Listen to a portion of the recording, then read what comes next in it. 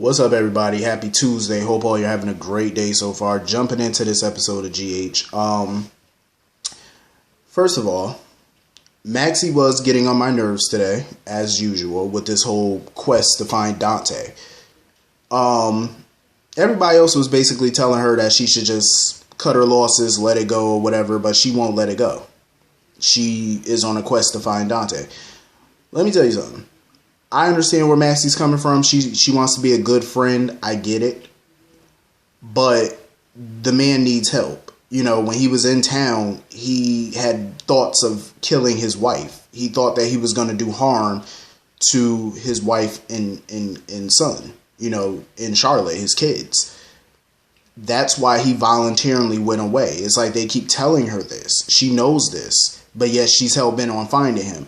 Clearly, he's not mentally ready to come home yet. You know, he hasn't even been there all that long to be fully deprogrammed. Like, he went through a lot when he was away. The man was abused, beaten, seen things, heard things. He was traumatized, probably brainwashed, all the above. He's not ready to come back. It's going to take a lot of time for him to get mentally right, you know, to go back to the way he was. And I don't even think he ever will be okay. I mean, when you go through what he went through in Turkey and stuff like that, I don't think it ever really fully leaves you. But at least with the help of the WSB, he can come back and be semi-normal. You know what I mean? Like, he's still obviously going to have the mental scars of what happened to him there. But at least he would be somewhat back to his old self, you know, without having the thoughts and the visions of harming his family. So, of course, Robert came in at the perfect time because now she can grill him about where Dante is. Robert, of course, knows where Dante is, but he still can't tell her because with the WSB, you know, you got to kind of take their secrets to the grave with you. You know, that's just how they operate. But it did suck for Robert because come to find out, the WSB is basically forcing Robert to retire because of old age. Basically, they feel like he's too old. Plus, they got younger, you know, the next generation of WSB agents who come at a much cheaper, you know, salary than Robert does. So they want to force him out, which I think is jacked up because Robert has spent well over 30 years with the WSB, devoted a lot of time. He lost a lot of time with his daughter because of that job. You know what I mean? And this is how they treat him. You know, just put him out the pasture. You know, that's not right. And I don't blame Robert. Like, he went up in that bar ready for some drinks. He was like, you know what? Let me get drunk. I ain't even mad at Robert. Like, when you've been busting your behind and working for people for so long and they just kick you to the curb, why not drown yourself in booze? You know what I mean? Like, hell, have a, you know, little retirement party for yourself. Why not? You know, he earned it. All them years of service. So he got a phone call from one of the WSB agents, probably, you know, to catch them up to speed and stuff like that on what they need to do. Kind of train them a little bit. And of course, Maxie overheard his conversation about where Dante is because they were planning on moving Dante. So now Maxie knows where Dante is. Even Peter was looking at her like, leave it alone. Like, he gave her that look like, I really think you should leave this alone. And I think Maxie should. You know, I understand why she wants to do this, you know, for her friend and stuff like that. But the more I think about it, the more I feel like it's deeper than that for her. Because if you think about it, she has relatives who were in the WSB for years. Her dad, Anna, Robert. All three of them were in the WSB for decades. And they missed out on years with their families. You know what I mean? Like, they didn't get to raise their kids. They didn't get to nothing because of that career. I think she feels like the WSB is going to fix Dante to the point where they're going to want him to work for them full time and take him away from his family. And I think that she doesn't want that to happen because of what she went through. You know, her dad wasn't in her life because of his career. He constantly chose his work over her.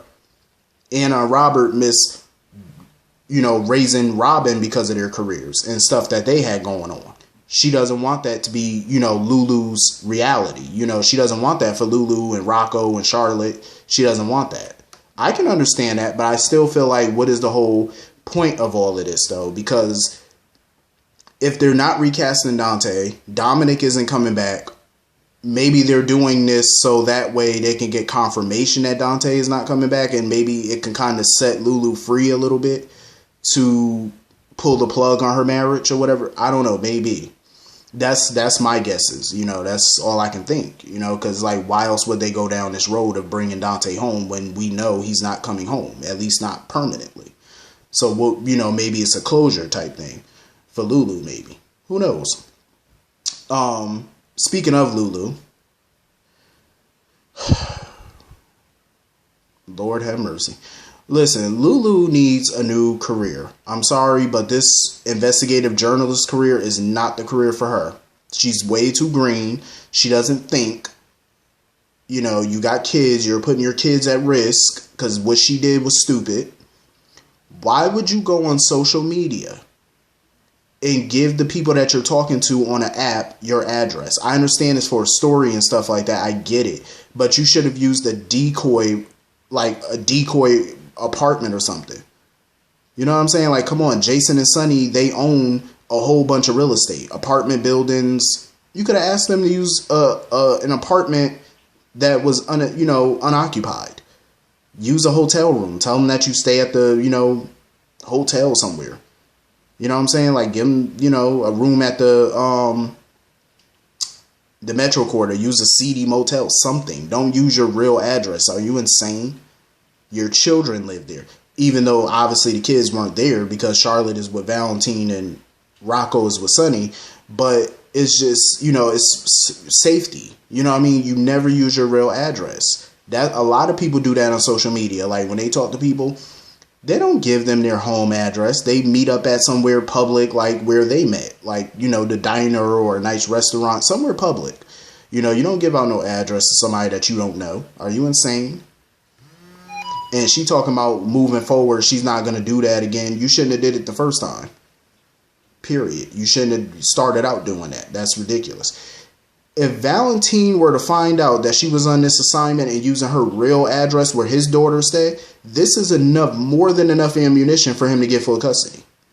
More than enough. Because you're putting his daughter and your son at risk.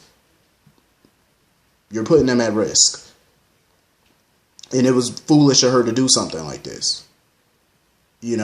Speaking of foolish, Jocelyn. So Jocelyn went to Lulu's house because Rocco forgot his baseball mitt or whatever, and he wanted to sleep with it. So Sonny gave her the keys. So she went there. Mind you, when she walked up to the door, it was cracked open and the lights were off. Obviously, nobody was home. But you see a cracked door that's open, the lights are off. Why would you still decide to walk into the house? Why not stand there on the porch, call the police, call Sonny, and tell them to send the guards or do something? Why would you just walk in there? That's not smart. So she walked in there, and of course, the burglar is Dev from Turkey, the kid that helped Sonny find Dante and stuff like that. So he was the one, who broke into Lulu's house. Not the date that she was supposed to meet. Because come to find out, the guy that she was sitting with at Kelly's wasn't even the date that she was talking to on social media. See, this is why you don't, do stupid things like that. I'm just saying. Speaking of, first of all, I'm tired of these kids on the show talking to their parents any kind of way. Like the way Jocelyn was talking to Carly, like when she wanted Jocelyn to have a guard. Because Sonny suggested that Jocelyn take a guard with her to Lulu's house, because it was late at night. And she just basically told her mother, oh, stop treating me like a child. Stop treating me like I'm fragile. Carly should have smacked her on the floor. Like, I don't understand these shows. Like, I get it's a show, but still, y'all need to put a little bit more realism in how y'all deal with these kids on this show. Because the way they talk to their parents, it's like, if your parent tells you that you're going with somebody somewhere late at night, then you're going with that person. There is no discussion. Either you do what they say or you don't go at all. It's just that simple. Like, people are crazy out here. And she doesn't want her 15-year-old kid running around the street late at night. Talking about, oh, I'll take an Uber. Even Ubers can be dangerous. You don't know these drivers. I've heard a lot of horror stories about Uber drivers. Trust me. It's called being smart. But anyway, moving on from that. I totally agree with Carly. Like, I feel like Jocelyn needs grief counseling. I think she does. She could sit there and be in denial all she wants. Say, no, I don't need it. I don't want it. You do need it. You're just in denial. Like, you need it.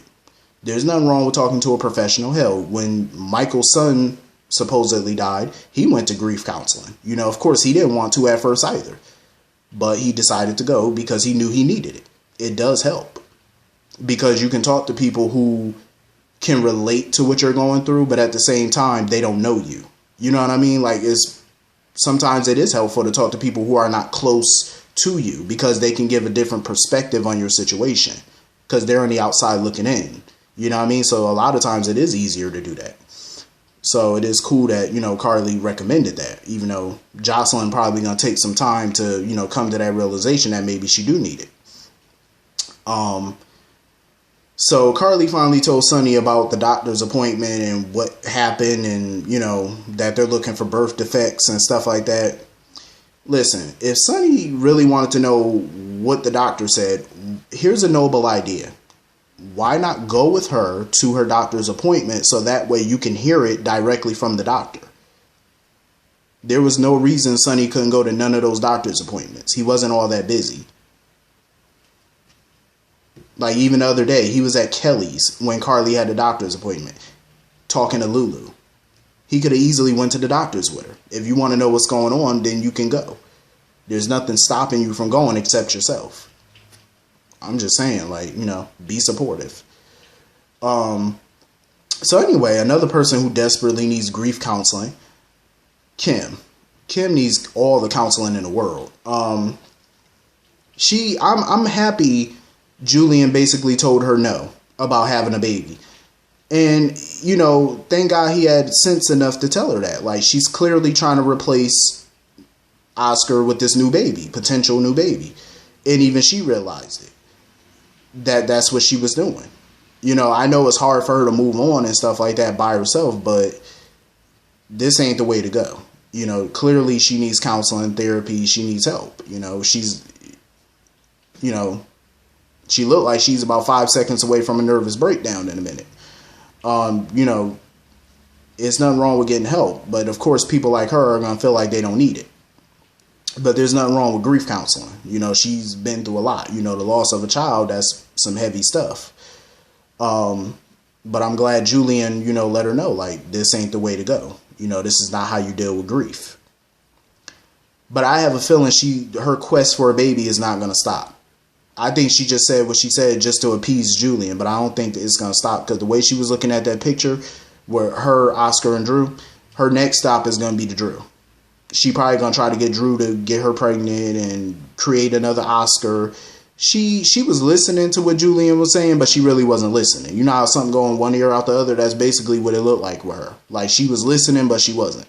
She's going to continue on to this quest of having another kid by any means necessary. And I feel bad for her. You know, I feel really bad for her because I'm not in her shoes. You know, like, I couldn't imagine anybody losing a kid. Even though it's a TV show, but still, people in real life obviously lose children, so it's hard. But anyway, moving on from that.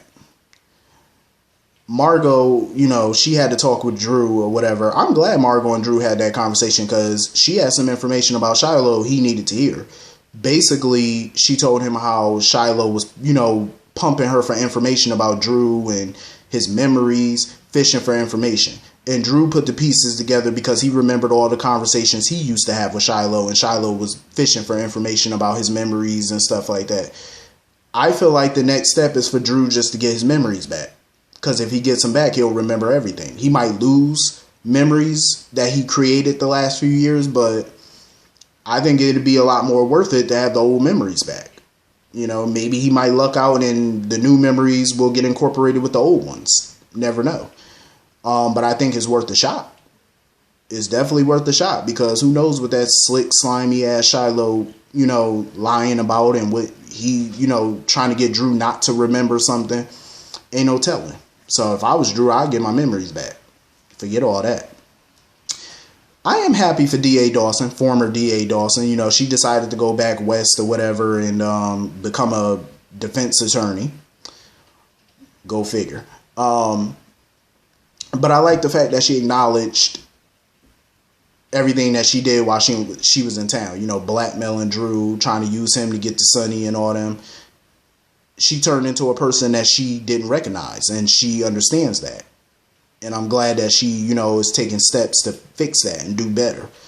You know, I like Elizabeth Hendrickson. I just felt like, you know, they didn't do much with her talents. Cause I do feel like she's a talented actress, but they did her no favors by making her the DA, because they didn't give her no oomph. You know what I mean? Like they didn't flesh her out well. And I felt like they could have done better to flesh her out, and she might have been a more viable character. Because I hate to see I hate to see them bring in talented actors and actresses just to waste their time. You know, these are really talented people, and if you write a good storyline, they'll stick around and the fans will like them. But if you give them crap, you know, it's only much a good actor and good actress can do with crap. It's only so much. But I did like the scenes, though, with Rocco and Sonny. It's about time we get some scenes with Rocco and Sonny. It's like sometimes you forget Sonny has a grandchild. You know what I mean? Like, I want to see more Rocco-Sonny scenes. Like, that is his grandkid, and you barely get any. This was the first time I think Sonny's been around Rocco in a long time. I understand they don't use kids that much on these shows. I get it, but, you know, at least acknowledge the boy. But anyway, this was a cool little episode, though. Hit the comment section. Let me know what y'all thought about today's episode. I will see y'all all later. Peace.